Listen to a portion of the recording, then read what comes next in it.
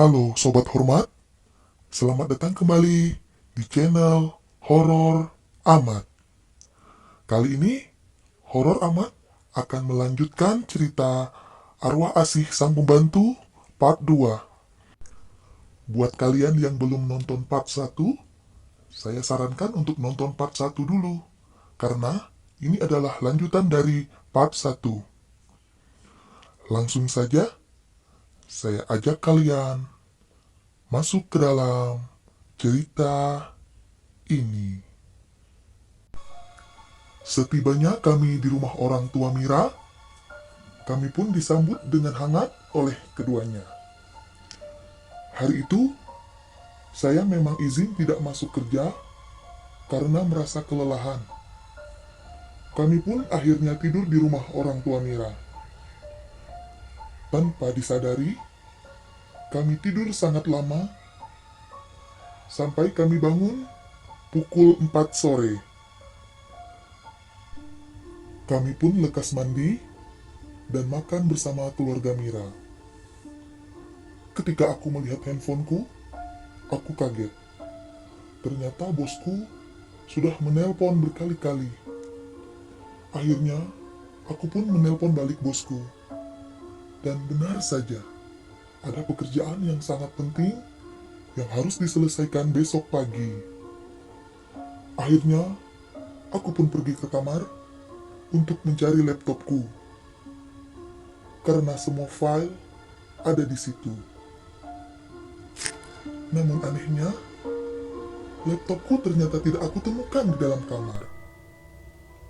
Aku sudah mencarinya berkali-kali, tapi tetap tidak ada. Aku mencoba mengingat kembali. Dan dengan perasaan yang lemas, aku baru sadar bahwa laptop itu tertinggal di rumah kontrakanku. Aku pun bingung bagaimana aku mengambilnya. Akhirnya, aku menghubungi beberapa temanku dan meminta mereka menemaniku pergi ke rumah kontrakan itu. Entah karena sial atau memang kebetulan, hari itu semua teman-temanku mendadak tidak bisa untuk menemaniku.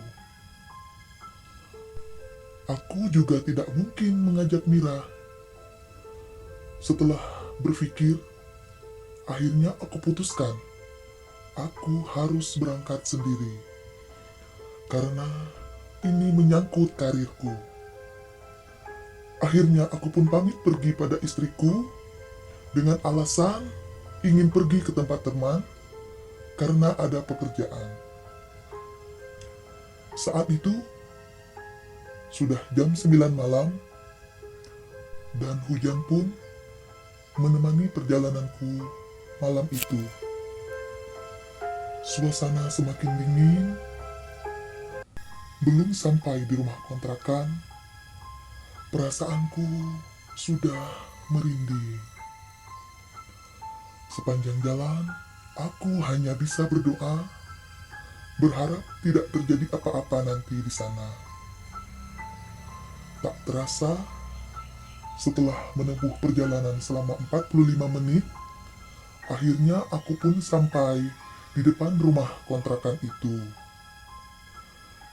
Aku sempat berpikir untuk pulang lagi, tapi aku kembali berpikir, ini menyangkut pekerjaan yang sangat penting. Akhirnya, dengan rasa takut yang sangat, aku pun keluar dari mobil dengan perlahan. Air hujan yang membasahi kepalaku membuat nyali ini semakin ciut. Perlahan aku mendekati pintu. Sampai di depan pintu, aku pun berdoa. Kemudian, cekrek, kubuka pintu itu dengan perlahan. Entah kenapa, kaki ini rasanya lemas sekali. Seperti tidak ada tenaga untuk melangkah. Perlahan, Aku langkahkan kakiku masuk ke dalam rumah. Ketika langkahku baru mencapai langkah keempat, tiba-tiba gorden di dalam rumah seperti ada yang menggoyangkan dengan kencang. Aku pun terdiam, namun mencoba berpikir positif bahwa itu hanyalah angin. Walaupun sebenarnya tidak ada angin yang masuk. Langkah demi langkah aku lalui. Setibanya di ruangan tengah, ada suara.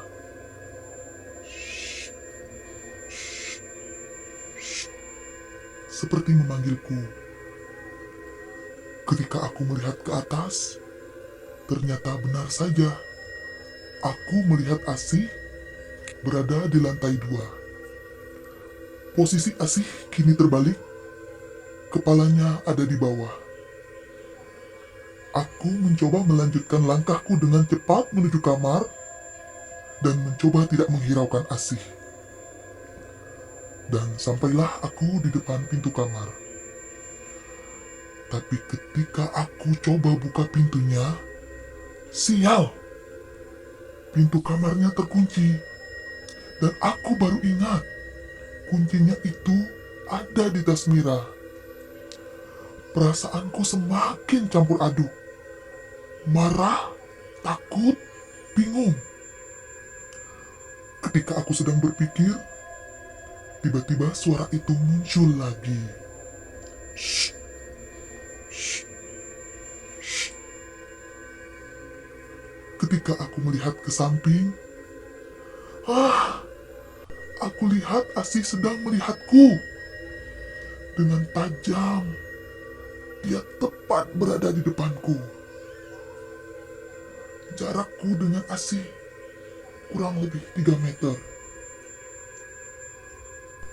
Aku langsung berjongkok dan menundukkan kepala karena aku tidak kuat menatap wajahnya yang begitu menyeramkan. Aku pun lalu berdoa. Ketika aku menoleh kembali, untung Asih sudah tidak ada di situ. Tanpa berpikir panjang, aku langsung mencoba mendobrak pintu kamar itu, karena itu jalan satu-satunya untukku. Beruntung, tak butuh waktu lama aku untuk mendobraknya. Aku lalu masuk dan mulai mencari laptopku. Benar saja, aku menemukan laptopku di dalam kamar itu. Lalu aku pun segera bergegas keluar. Ketika aku keluar, tiba-tiba aku melihat Mira istriku sedang berdiri di depan kamar pembantu. Aku heran, kenapa Mira bisa ada di sini? Posisi Mira saat itu hanya membelakangiku dan menghadap ke pintu kamar itu. Aku pun menghampiri Mira. Tapi ketika aku menghampirinya, Mira pun melangkahkan kaki, lalu membuka pintu kamar pembantu itu. Aku memanggilnya berkali-kali, tapi dia tidak menjawab dan tak menghiraukanku. Karena khawatir, aku pun mengikutinya. Saat masuk ke kamar itu, yang pertama kurasakan adalah seluruh bulu kuduku berdiri. Aroma di dalam kamar itu sangat apek, terasa lembab dan gelap tanpa lampu. Tapi Mira kemana ya? Tiba-tiba dia menghilang. Aku baru tersadar bahwa itu adalah Asih yang menyerupai Mira. Baru saja aku mau masuk berbalik badan dan keluar dari pintu itu, tiba-tiba, blok! Pintu itu tertutup dengan cepat. Aku mencoba membukanya, tetapi di luar sana seperti ada yang menahannya. Aku hanya bisa berteriak di dalam kamar itu. Karena rasa takut yang sangat, akhirnya aku pun tak sadarkan diri. Entah berapa lama aku pingsan, Ketika aku bangun, aku sudah ada di atas ranjang pembantu itu. Badanku rasanya lemas sekali. Aku melihat seutas tali pocong berada di atas meja dan ada gumpalan tanah merah. Aku semakin tidak mengerti ada apa di balik semua ini. Tiba-tiba di dalam kegelapan muncul sosok Asih di balik pintu itu. Dia berada di depan pintu dengan posisi membungkuk. Pakaiannya yang putih layaknya kuntilanak. Aku tak kuat melihatnya. Rasanya tubuhku mau pingsan lagi. Dia menatapku dengan tajam, seperti ingin menyampaikan sesuatu. Aku hanya tertunduk takut, tanpa berani melihatnya. Tiba-tiba, dengan pelan Asih berbicara padaku. Aku ingin janin istrimu. Aku pun kaget dan marah mendengar Asih berkata seperti itu. Aku langsung menatap wajahnya dan aku berkata, "Pergi kamu, jangan ganggu keluargaku." Setelah aku berkata seperti itu, tiba-tiba Asih membalikkan badannya sambil tertawa cekikikan dan menghilang di balik pintu. Aku pun cepat-cepat keluar dari kamar itu. Ketika aku keluar kamar, aku pun terkejut kembali karena aku mendengar dari lantai atas seperti ada seseorang yang sedang mengamuk. Aku mendengar suara lemparan barang. Aku cepat-cepat berlari dari rumah itu dan masuk ke dalam mobil. Lalu aku pun pergi menuju rumah orang tua Mira. Sesampainya di rumah mertuaku, Mira pun bertanya, "Sayang, kenapa muka kamu pucat sekali? Kamu sakit?" Aku hanya menggelengkan kepala, lalu masuk ke dalam kamar.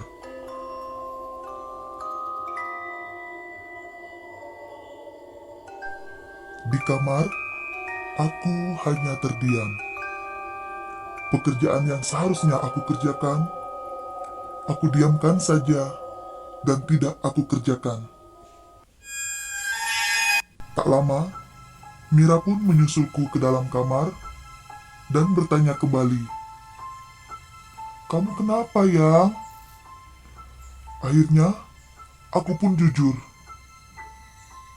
Aku berkata, "Yang, maafin aku ya. Sebenarnya aku tadi ke rumah kontrakan. Aku habis ambil laptop karena ada pekerjaan yang harus aku selesaikan. Maaf, aku gak jujur sama kamu karena takut kamu khawatir." Mira pun lalu memelukku. "Lalu apa yang terjadi, Yang?" tanya Mira. "Aku kembali diganggu oleh Asih di rumah itu. Dan Asih berkata bahwa dia menginginkan janin kita." Mira pun langsung menangis mendengar aku berbicara seperti itu. Sampai akhirnya orang tua Mira masuk ke dalam kamar kami karena khawatir mendengar tangisan Mira. Kami pun akhirnya jujur dan menceritakan apa yang sebenarnya terjadi kepada orang tua Mira. Entah apa yang ada di pikiran orang tua Mira, mereka malah menertawakan kami sambil berkata, "Kalian ini kayak anak kecil aja, mana ada hantu bisa ngambil janin." Kami pun hanya bengong, tak bisa bicara apa-apa lagi. Akhirnya Mira bercerita bahwa orang tuanya itu memang tidak percaya dengan tahayul. "Ya sudahlah," jawabku. Lalu aku pun menyelesaikan pekerjaanku. Tak terasa, waktu sudah menunjukkan pukul 3 pagi. Dan akhirnya, pekerjaanku pun selesai. Mira terlihat tidur sangat pulas. Aku usap-usap perutnya, sambil mengirimkan doa. Baru saja aku berbaring dan menutup mata, tiba-tiba di telingaku ada yang berbisik. Kamu tidak akan bisa lari. Kaget, aku pun langsung terbangun. Untungnya, hanya suara bisikan itu yang kudengar. Dan aku berpikir, mungkin itu halusinasiku saja. Keesokan harinya, aku pun pergi bekerja seperti biasa. Kali ini, aku bisa bekerja dengan tenang karena Mira tinggal bersama orang tuanya. Seperti biasa, jam makan siang aku menelponnya. Tapi kali ini, dia tidak mengangkat teleponku. Aku pikir, mungkin dia sedang tidur. Sorenya aku telepon lagi, tapi tak kunjung diangkat juga. Sampai perjalanan pulang, teleponku tak kunjung diangkat. Apa mungkin dia tidur selama itu? Dalam hatiku. Sesampainya di rumah, sekitar jam 7 malam, aku pun langsung mencari Mira ke dalam kamar. Tapi Mira tidak ada di kamar. Aku memanggil namanya, namun tak ada jawaban. Tiba-tiba, ibunya menghampiriku dan berkata, Mira keluar dari tadi siang. Emang dia nggak bilang sama kamu? Aku pun heran. Lalu aku menjawab, enggak bu, Mira nggak bilang apa-apa sama aku. Aku telepon juga nggak diangkat. Dia tadi bilang sama ibu, mau pergi, sudah dijemput sama teman-temannya. Tapi ibu tidak melihat temannya siapa. Mira pun pergi masih pakai daster. Coba kamu hubungi teman-temannya. Akhirnya aku pun menghubungi teman dekat Mira. Tapi ternyata teman-temannya tidak bersama Mira. Sempat aku berpikir, apakah Mira pergi bersama lelaki lain? Aku mulai bingung harus mencari kemana. Entah kenapa, tiba-tiba aku ingin membuka laptopku dan membuka CCTV di kontrakanku. Ketika aku mulai membuka laptopku, aku pun kaget. Ternyata, aku melihat Mira ada di rumah kontrakanku itu. Mira sedang ada di ruang tamu. Aku melihat dia sedang duduk sambil memainkan rambutnya yang panjang.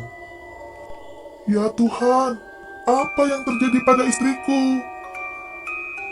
Tak lama, Mira terlihat berdiri sambil mengusap perutnya. Dia berjalan mondar-mandir di ruang tamu, dan yang membuat aku kaget lagi, tiba-tiba Mira memukul-mukul perutnya sambil tertawa. Melihat kejadian itu, aku pun langsung pergi ke rumah kontrakan itu sendiri.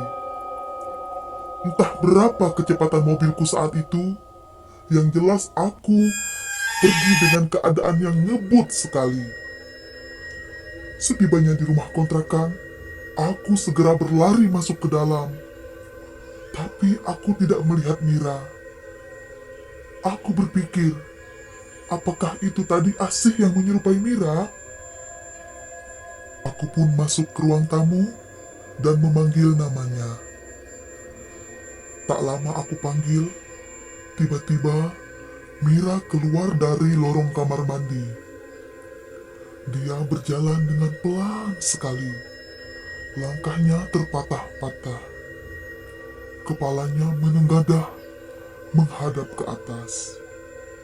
Matanya kosong dan melotot. Dia bernyanyi Nina Bobo dengan sangat pelan. Dan yang membuat aku ngeri, tangannya memukul-mukul perutnya dengan kencang.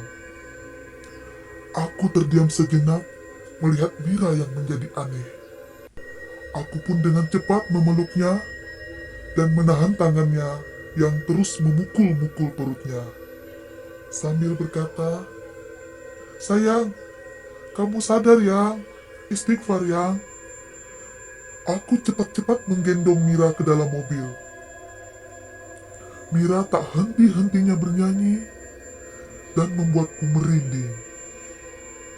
Aku segera memasukkan Mira ke dalam mobil dan pergi membawanya pulang. Selama di perjalanan, Mira pingsan dan terlihat lemas. Aku usap rambutnya sambil menangis karena sedih melihat keadaannya. Ketika aku sedang asik mengusap rambutnya, tiba-tiba kepala dia bergerak dengan cepat dan menoleh ke arahku. Matanya melotot dan menyeringai. Lalu dia kembali menyanyi Nina Bobo dengan sangat pelan. Spontan aku langsung menghentikan mobilku. Aku bingung. Aku berteriak minta tolong. Untung ada beberapa orang di jalan yang menolongku. Anehnya, ketika orang-orang berdatangan ke mobilku, Mira tiba-tiba tergeletak pingsan lagi. Aku menjadi bingung, harus menjelaskan apa kepada orang-orang. Akhirnya, aku bilang pada mereka bahwa istriku tadi kesurupan. Tapi orang-orang itu seperti tidak percaya dan malah menertawakanku. Ya sudah, akhirnya aku melanjutkan perjalanan menuju rumahnya. Tibalah kami di rumah mertuaku. Ketika aku mematikan mesin mobilku, tiba-tiba Mira tersadar dan terlihat sehat kembali seperti orang normal. Lalu Mira bertanya, Yang, ini di mana? Enak banget aku tidur. aku hanya bisa bengong melihat dia. "Ya udah yuk, turun yuk," ajakku. Kami pun turun. Mira berjalan dengan cepat, seperti tidak terjadi apa-apa. Aku yang ada di belakangnya hanya bisa bengong dan bingung. Masuklah kami ke dalam rumah. Ibu dan bapak sudah ada di dalam, sedang menunggu kami. Kemudian bapaknya pun bertanya, "Dari mana saja kalian?" Aku pun menjelaskan semuanya pada mertuaku. Tapi, lagi-lagi aku dibuat kesal, karena mereka tidak percaya dengan perkataanku. Dan ibu mertuaku bilang, "Kamu tuh ngaco. Orang Mira sehat-sehat begitu." Mira pun hanya tersenyum dan masuk ke dalam kamar. Aku menyesal tidak mengajak ibu dan bapak ke rumah kontrakan tadi. Ya sudahlah, akhirnya aku pun menyusul Mira ke kamar. Ketika aku masuk, aku lihat Mira sedang menyisir rambut panjangnya dan memanggilku. Yang, tolong sisirin rambutku. Aku pun menjawab, "Yang, gak boleh nyisir malam-malam. Apalagi kamu lagi hamil. Pamali yang." Baru saja aku bilang begitu, tiba-tiba Mira melihat ke arahku sambil melotot. Aku pun kaget dan membiarkan sambil menunggu apa yang akan terjadi. Tak lama, Mira berdiri dan melangkah ke arah kasur. Tapi matanya tak lepas dan tak berkedip, melotot ke arahku, seperti orang yang sedang marah. Mira pun membaringkan badannya dengan telentang. Dalam hatiku berkata, aku yakin bahwa Mira sudah kerasukan hantunya Asih lagi. Aku harus segera mengobatinya. Lalu aku putuskan untuk segera mengambil cuti karena aku ingin fokus menjaga dan mengobati Mira. Akhirnya, aku pun ikut tidur di samping Mira, dan kulihat Mira pun sudah tertidur dengan lelap. Tak terasa, aku pun ikut tidur. Ketika aku sedang tidur, tiba-tiba aku terbangun karena mendengar Mira bernyanyi lagu Nina Bobo dengan pelan, sambil sesekali tersenyum misterius. Matanya melotot ke atas dan tangannya mengelus-elus perutnya. Spontan aku langsung menepuk-nepuk pipinya sambil bilang, "Yang, sadar Yang!" Tapi Mira tak menghiraukan omonganku. Tiba-tiba tangan Mira menunjuk ke arah pojok pintu. Sontak aku langsung melihat ke arah pintu itu dan ternyata ada Asih di situ. Dia sedang memainkan rambutnya dan aku pun kaget, berteriak minta tolong, berharap ada orang-orang rumah yang bangun. Tak berapa lama, ibu, bapak mertua, dan Bik Sumi datang ke dalam kamarku. Mereka khawatir mendengar teriakanku. Lalu bapak pun menghampiriku ke kasur dan bertanya, "Kamu kenapa?" "Aku melihat hantu yang ada di kontrakan itu, Pak. Dan Mira kesurupan lagi tadi." Namun lagi-lagi, orang tua Mira tidak mempercayai omonganku. Bapaknya malah bilang, "Kamu tuh jangan banyak nonton film hantu. Jadi halusinasinya aneh. Ganggu orang tidur aja. Lihat tuh, Mira lagi tidur pulas begitu. Udah, kamu tidur lagi sana. Bapak nggak mau dengar kamu bicara hantu atau kesurupan lagi ya." Aku hanya bisa menahan kekesalanku. Kenapa tidak ada orang yang percaya pada omonganku? Akhirnya mereka keluar dari kamar. Namun tiba-tiba, Bik Sumi menghampiriku dan menawarkan teh hangat. Aku pun mengiyakan tawaran Bik Sumi. Dan kembali Bik Sumi masuk ke dalam kamar sambil membawa teh. Bik Sumi adalah wanita tua yang sudah lama bekerja pada keluarga Mira. Umurnya sekitar 50 tahunan. Tiba-tiba, sambil menyimpan teh, Bik Sumi bertanya, Den, sebenarnya apa yang terjadi? Coba ceritakan pada Bibi. Jujur, dari kemarin, setiap malam ketika Bibi mau menutup dan mengunci ruangan, Bibi selalu melihat ada wanita berbaju putih sedang berdiri. Wajahnya pucat dan memar. Dia sepertinya sedang marah. Bibi tidak bilang sama bapak dan ibu, karena ada yang tahu sendiri. Mereka tidak percaya tahayul. lalu aku pun menceritakan semuanya pada Bibi.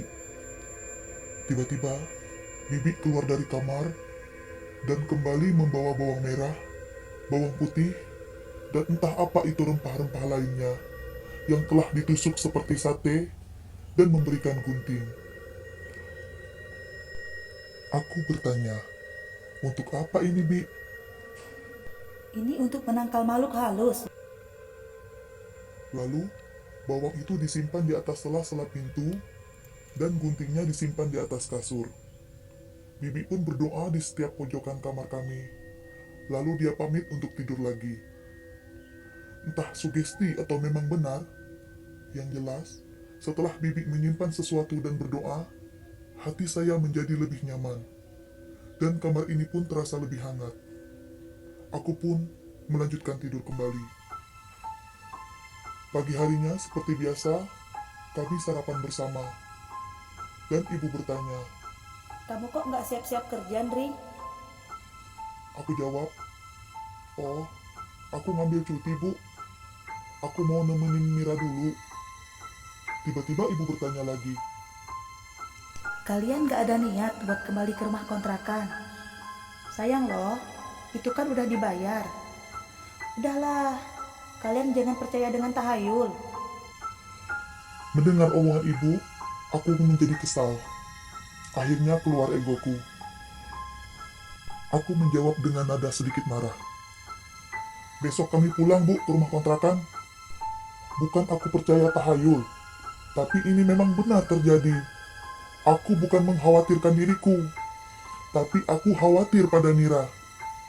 Andai saja rumah orang tua saya dekat, sudah saya bawa Mira ke rumah ibu saya." Aku pun pergi meninggalkan meja makan dan masuk ke dalam kamar. Tak lama, Mira menyusul aku ke dalam kamar. Dia mencoba menenangkan aku yang sedang emosi. Akhirnya, kita putuskan besok untuk kembali ke rumah kontrakan. Keesokan harinya, kami pun berkemas untuk siap-siap kembali ke rumah kontrakan itu. Ketika kami sedang membereskan pakaian kami, tiba-tiba Bik Sumi datang menghampiri kami dan berkata, Kalian hati-hati di sana, karena di sana adalah tempatnya asih. Bibi sarankan agar kalian segera mencari tempat baru atau berobat kepada orang pintar. Karena ini adalah masalah serius menyangkut kehamilan istrimu.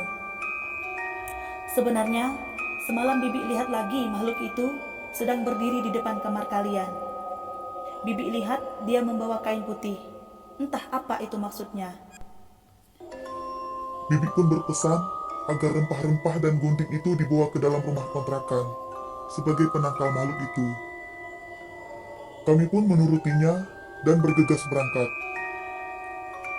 Sepanjang jalan, aku tak henti-hentinya menasihati Mira agar dia jangan banyak melamun dan lebih banyak berdoa. Tibalah kami di rumah kontrakan itu. Kami berdua sempat terdiam di dalam mobil, memandangi rumah itu. Lalu Mira pun berkata, Setelah kamu gajian, kita cari tempat baru ya. Aku takut. aku melihat wajah Mira yang sangat sedih dan hampir menangis. Aku pun memeluknya untuk menguatkan dia.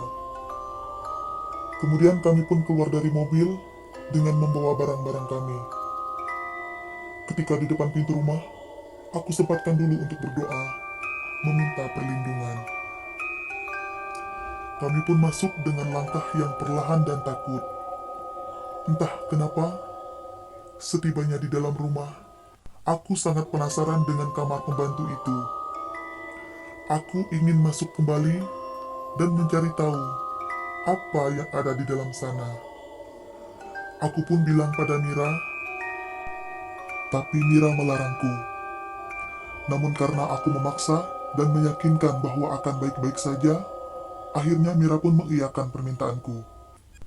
Setelah aku membereskan barang-barang, tibalah aku di depan kamar itu untuk masuk.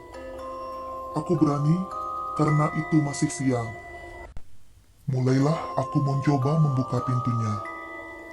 Aneh, ternyata pintunya dikunci, tidak bisa dibuka. Aku bingung, entah siapa yang mengunci kamar ini. Aku paksa, tapi pintu ini terkunci rapat. Akhirnya, aku mengurungkan niatku untuk masuk ke kamar itu. Aku pun kembali ke kamarku dan berbicara pada Mira. Sekitar jam 3 sore, Mira mengajakku untuk pergi keluar. Katanya dia ingin jalan-jalan. Kami pun pergi jalan-jalan dan makan. Tak terasa, waktu pun menunjukkan pukul 8 malam, dan aku pun mengajak Mira untuk pulang. Mira terlihat bahagia sekali waktu itu. Sepanjang jalan, kami tertawa sambil bercerita. Tibalah kami di rumah. Ketika di depan rumah, entah kenapa, hatiku enggan masuk ke dalamnya. Seperti ada yang menahan. Dengan diiringi doa, kami pun melangkah masuk ke dalam rumah. Dan cepat-cepat masuk ke kamar, lalu mengunci pintu. Kami bersyukur karena tidak melihat atau mendengar apapun ketika masuk ke dalam rumah tadi. Kami pun bercerita banyak di dalam kamar, dengan sesekali melihat CCTV rumahku. Untungnya, aku tidak melihat lagi makhluk halus itu. Mungkin gunting dan rempah itu memang berpengaruh. Tak terasa, kami ngobrol. Ternyata waktu sudah menunjukkan pukul 1 malam. Dan sialnya, aku mendadak pengen buang air kecil. Akhirnya, aku pun keluar kamar untuk menuju kamar mandi. Walaupun takut, tapi aku merasa lega karena sepanjang hari tidak menemukan hal yang aneh. Ketika berjalan ke kamar mandi, tiba-tiba ada yang menyita pandanganku. Aku seperti melihat yang aneh, dan ternyata betul, aku melihat pintu kamar pembantu itu terbuka dengan lebar. Langkahku terhenti dan berpikir, siapa yang membuka pintu ini? Walaupun takut, entah kenapa, rasa penasaranku lebih tinggi. Rasanya ingin aku masuk ke kamar itu. Akhirnya aku kembali ke kamarku untuk mengambil handphone. Karena senter yang aku punya satu-satunya. Dan memang kamar itu tidak ada lampunya. Aku bilang pada Mira, aku mau masuk ke kamar itu. Karena sekarang kamar itu sudah terbuka. Mira melarangku sambil marah. Tapi aku kekeh tetap ingin masuk. Akhirnya Mira pun hanya cemberut dan membalikkan badannya. Aku pun segera bergegas menuju kamar itu. Ketika tiba di depan kamar, aku sempat terdiam dan ragu. Tapi, lagi-lagi, rasa penasaranku mengalahkan segalanya. Akhirnya aku masuk dengan ditemani senter dari HP-ku. Aku melihat seluruh isi kamar itu. Terlihat ada lemari yang sudah rapuh yang sangat menarik perhatianku. Aku pun mendekati lemari itu dan membukanya. Ketika aku buka, aku pun terbatuk. Karena bau lemari itu sangat apek. Aku mulai melihat sisi demi sisi bagian lemari itu dengan senter.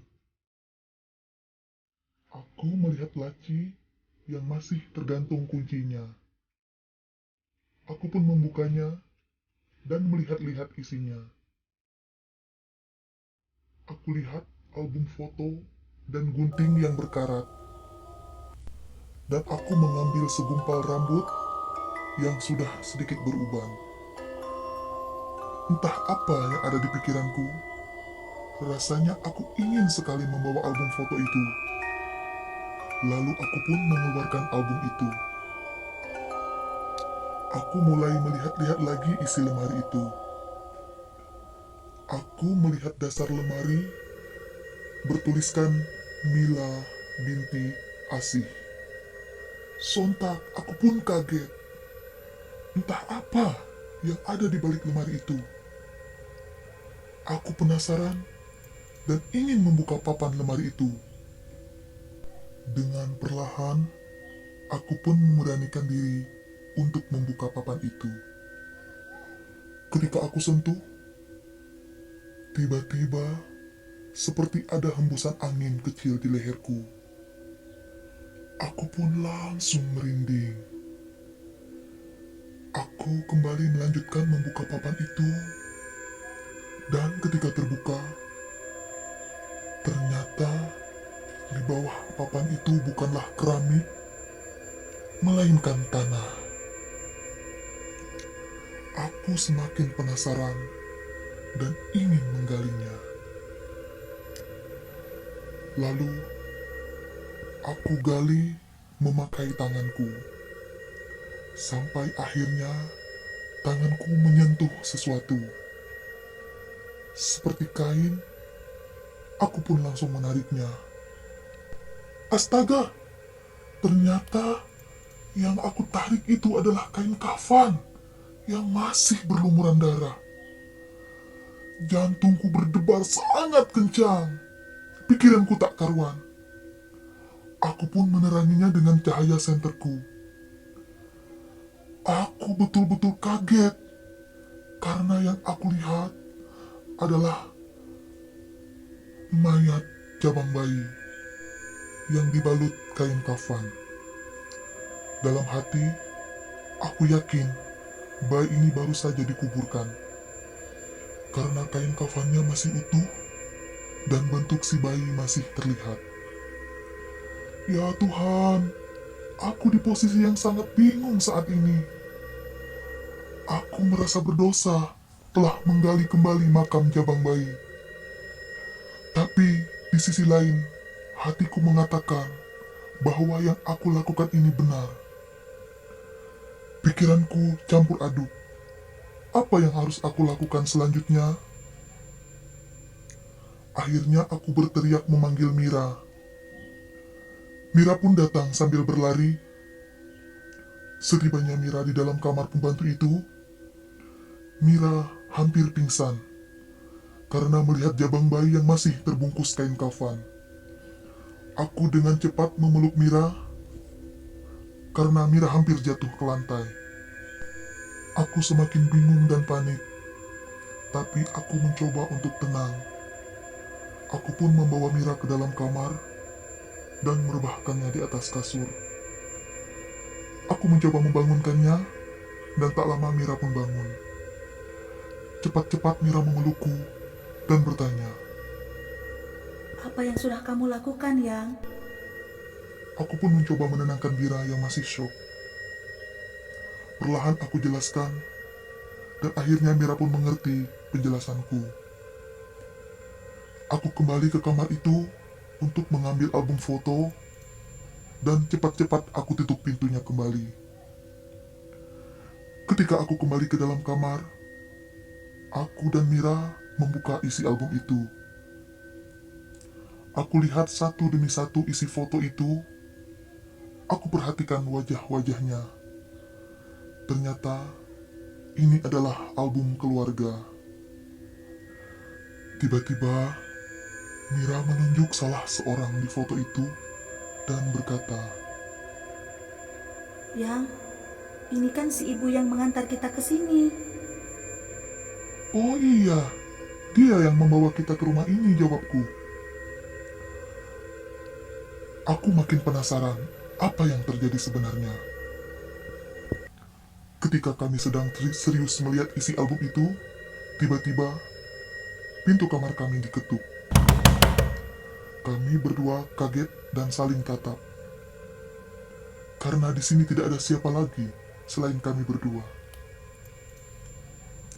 Tiba-tiba dari kejauhan terdengar suara wanita menangis. Tangisannya terseduh-seduh, seakan wanita itu sangat sedih sekali. Aku yakin dia adalah Asih. Dan aku yakin dia menangis karena aku menggali kuburan si jabang bayi itu. Saat ini aku bingung apa yang harus aku lakukan.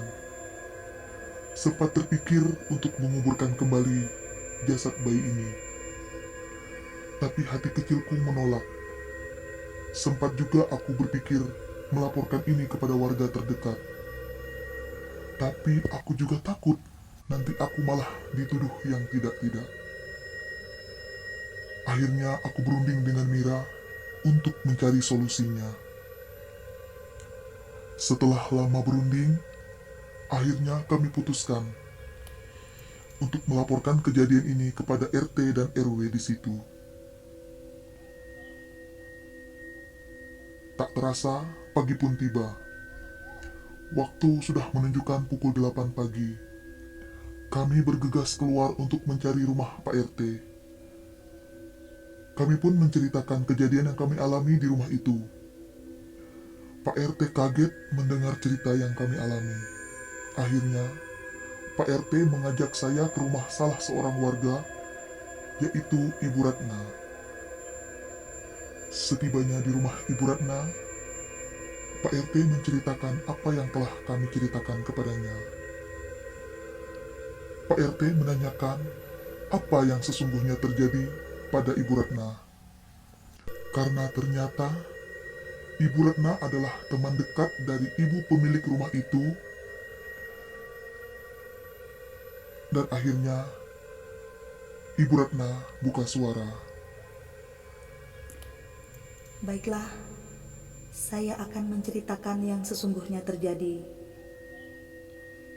Kurang lebih 1 tahun yang lalu, suami dari pemilik rumah itu, kepergok, sedang bercinta dengan Asih.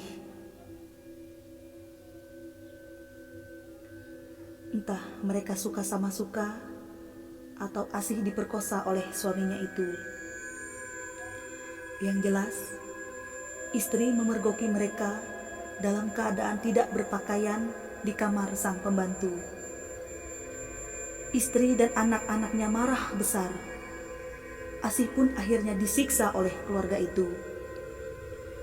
Padahal, setahu aku, Asih itu orangnya baik dan ramah.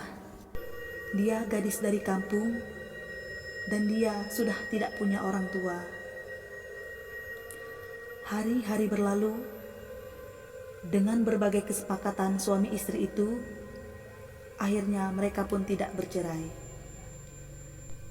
Mereka juga memutuskan untuk tetap mempekerjakan Asih. Saya sempat berpikir, baik sekali ibu itu masih mau mempekerjakan wanita yang telah berhubungan dengan suaminya. Hari-hari pun berlalu. Setiap saya bertemu Asih, wajah Asih selalu terlihat ada lukanya. Entah itu di wajah, di tangan, atau di kakinya. Saya sempat menanyakan pada Asih, tapi Asih tidak menjawab apa-apa. Sampai suatu ketika, ibu itu mampir ke rumah saya. Awalnya dia mengajakku mengobrol biasa aja, dan sampai akhirnya aku memberanikan diri untuk bertanya, "Kenapa Asih masih dipekerjakan?" Lalu ibu itu menjawab, katanya, "Sengaja masih aku pekerjakan dia, karena aku masih belum puas menyiksa dan membuatnya menderita. Aku akan membuat dia menderita sesakit mungkin." Mendengar jawaban si ibu itu, jujur membuat hati saya sakit.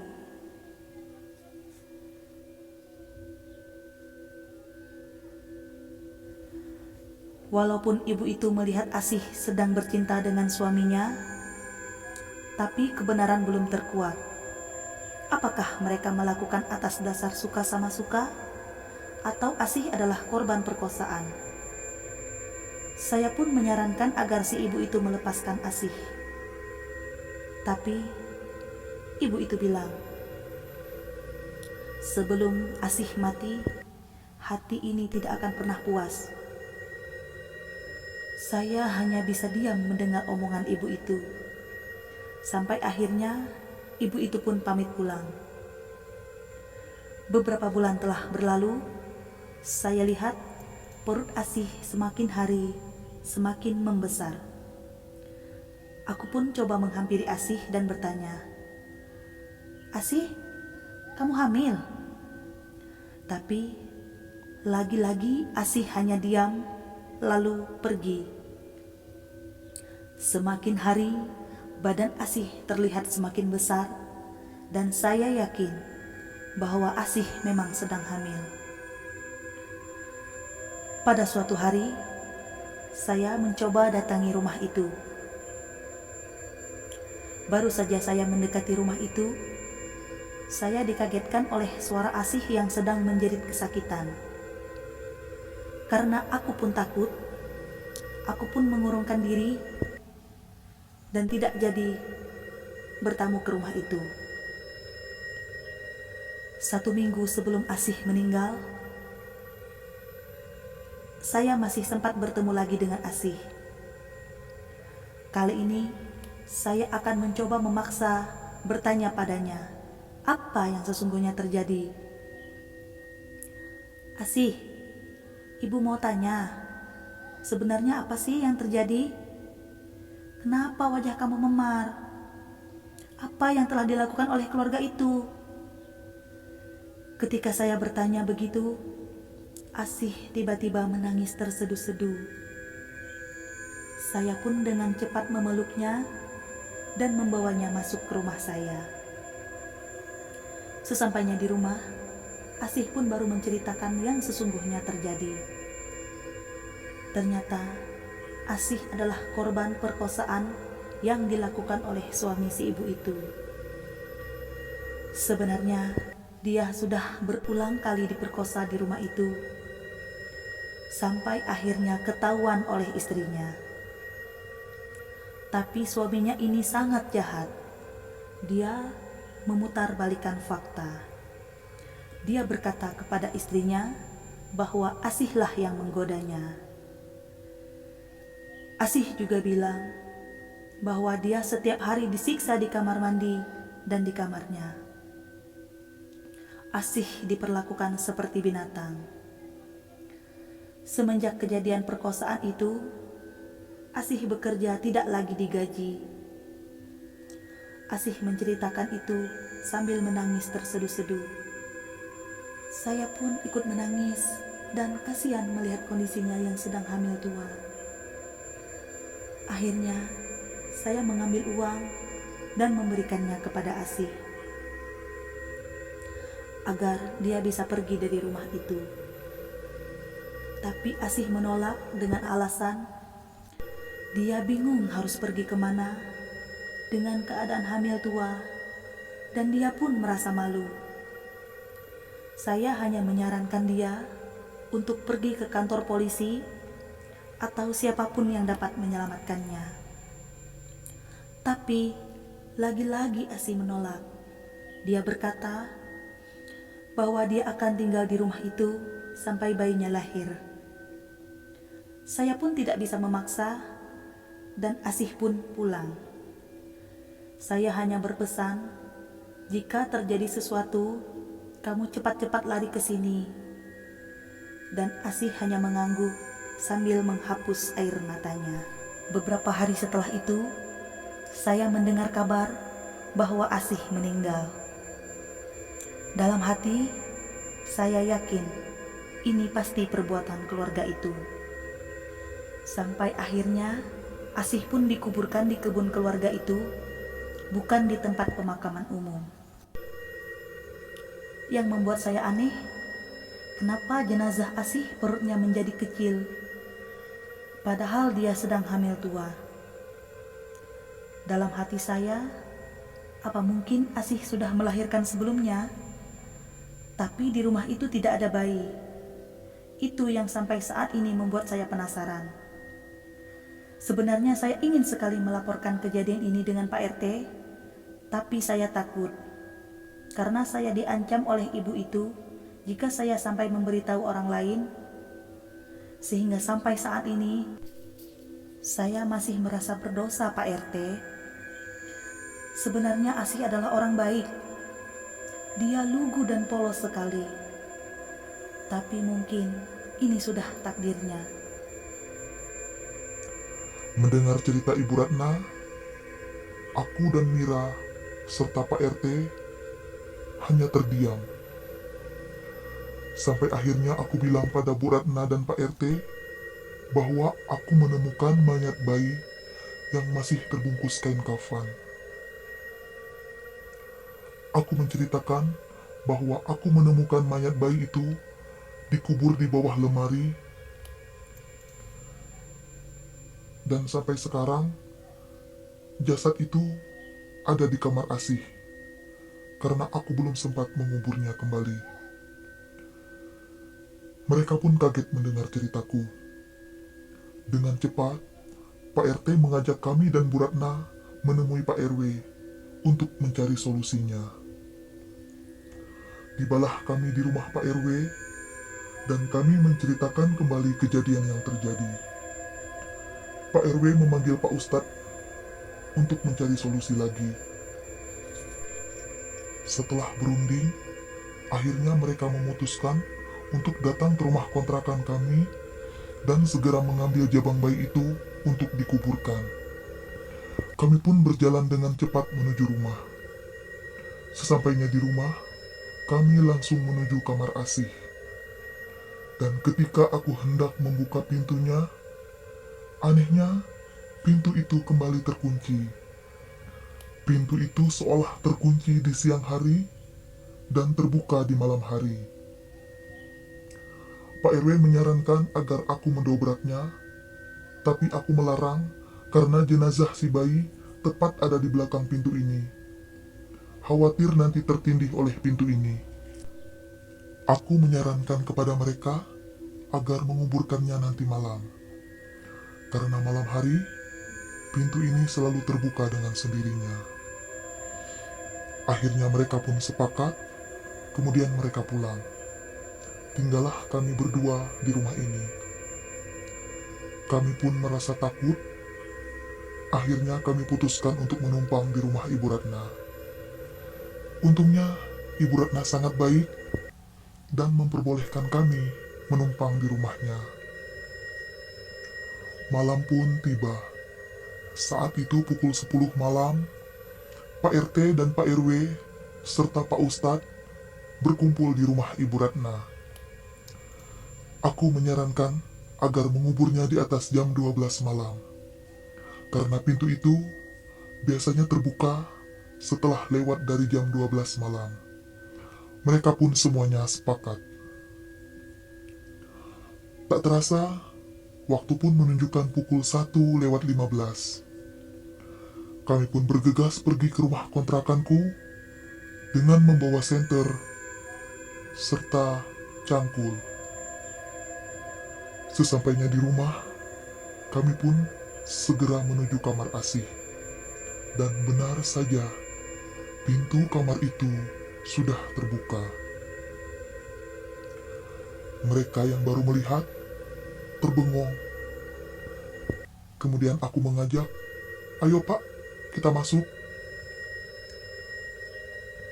Ketika masuk, mereka terkejut melihat mayat bayi yang tergeletak di balik pintu. Pak Ustadz dengan segera mendekati dan membacakan doa. Ketika Pak Ustadz membacakan doa, tiba-tiba terdengar suara Asih dari lantai atas. Tolong, tolong, sempurnakan mayat saya dan anak saya. Jenazah saya belum dimandikan. Lalu Asih terdengar menangis dan tertawa cekikikan. Aku dan Mira yang sangat takut segera mendekati Pak Ustadz saat itu. Tiba-tiba, Bu Ratna keluar dari kamar Asih sambil melihat ke lantai 2. Lalu Bu Ratna berbicara. Asih yang baik, yang tenang ya sayang. Jangan mengganggu manusia. Asih sudah beda alam. Ibu doain, semoga Asih tenang. Ibu berjanji akan menyempurnakan Asih. Tak lama Ibu Ratna berbicara, suara Asih pun langsung hilang. Kami segera membawa jenazah bayi itu keluar dari rumah dan membawanya ke kebun. Karena kami berencana akan memakamkannya di samping makam Asih. Setibanya di sana, Pak RT langsung menggali tanah untuk makam si jabang bayi.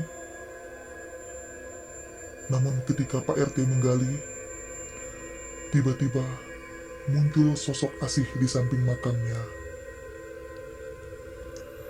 Dia duduk di samping makam itu, lalu Pak RT pun karena kaget langsung berlari ke arah kami. Dengan keadaan duduk sambil menundukkan kepala dan wajahnya tertutup oleh rambut keritingnya, Asih mengenakan baju putih.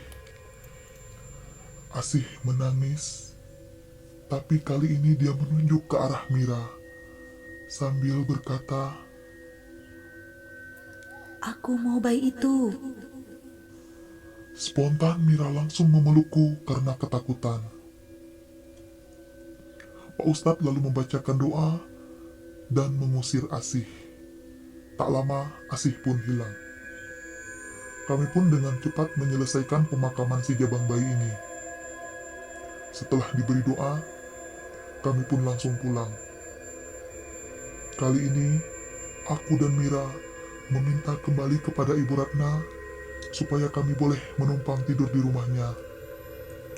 Bu Ratna pun mengizinkan kami. Ketika kami sampai di rumah Bu Ratna, tiba-tiba langkah kami terhenti. Karena kami melihat sosok Asih yang berdiri di depan pintu Bu Ratna. Dengan pakaian putih dan wajah yang penuh memar,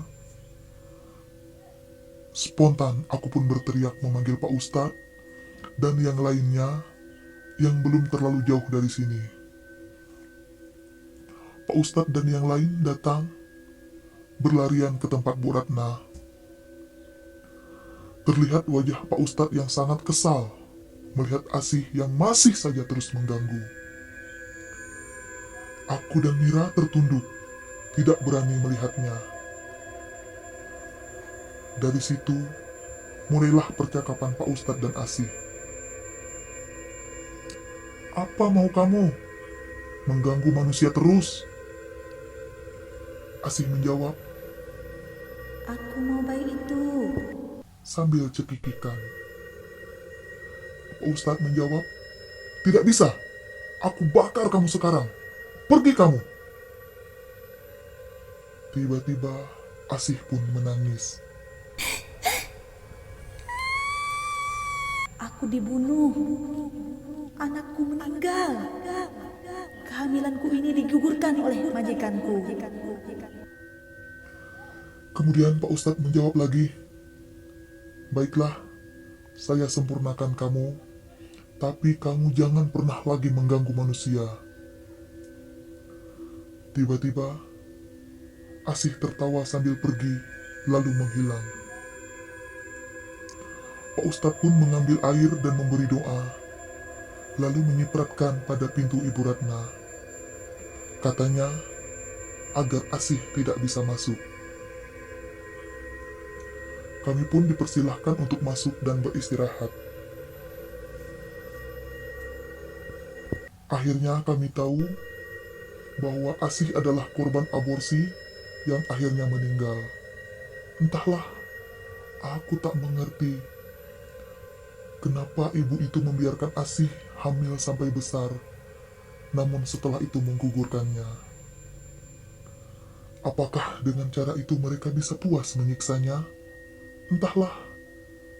Yang jelas, saat ini aku mau fokus bagaimana agar Asih tidak mengincar bayi dalam kandungan istriku. Tak lama, kami pun tertidur. Dan tiba-tiba, kami dibangunkan oleh Bu Ratna karena jam sudah menunjukkan pukul 7 pagi. Ketika kami keluar kamar, ternyata di rumah Ibu Ratna sudah ada Pak Ustadz, Pak RW, Pak RT, dan warga lainnya. Kali ini sangat ramai orang. Aku tidak mengerti, ada apa ini sebenarnya? Akhirnya Pak Ustadz menjelaskan bahwa mereka berniat akan membongkar kembali makam Asih dan memandikannya. Karena itu, kalian saya mohon untuk ikut menyaksikan, karena ini menyangkut bayi kalian juga yang masih dalam kandungan. Akhirnya kami pun mengiyakan perkataan Pak Ustadz, dan kami pun pergi ke makamnya Asih beramai-ramai. Setibanya di sana, 2 orang warga langsung menggali makam Asih. Akhirnya, terlihat kain kafan yang sudah kotor bercampur tanah. Dengan perlahan, jenazah Asih pun dikeluarkan dari lubang kuburnya. Warga pun menggotongnya ke arah rumah kontrakanku. Tak lama, ibu-ibu pun berdatangan untuk memandikan jenazah Asih. Bu Ratna juga ikut serta memandikannya. Setelah hampir selesai dimandikan, tiba-tiba Pak Ustadz memanggil Mira dan berkata, usapkan air bekas mandi itu ke perutmu sambil berdoa. Mira pun mengikuti apa yang dikatakan oleh Pak Ustadz. Setelah itu, Pak Ustadz pun memberikan doa pada perut Mira. Setelah dimandikan, jenazah Asih lalu disolatkan dan dimakamkan kembali di tempat semula.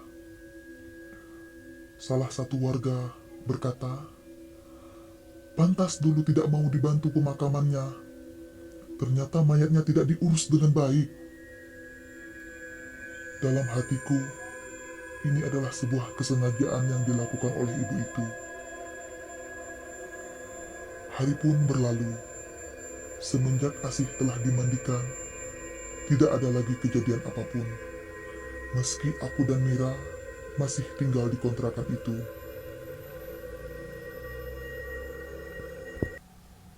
Seminggu setelah pemakaman, kami putuskan untuk kembali ke apartemen. Dan alhamdulillah kami bersyukur. Kali ini kami bisa hidup dengan tenang.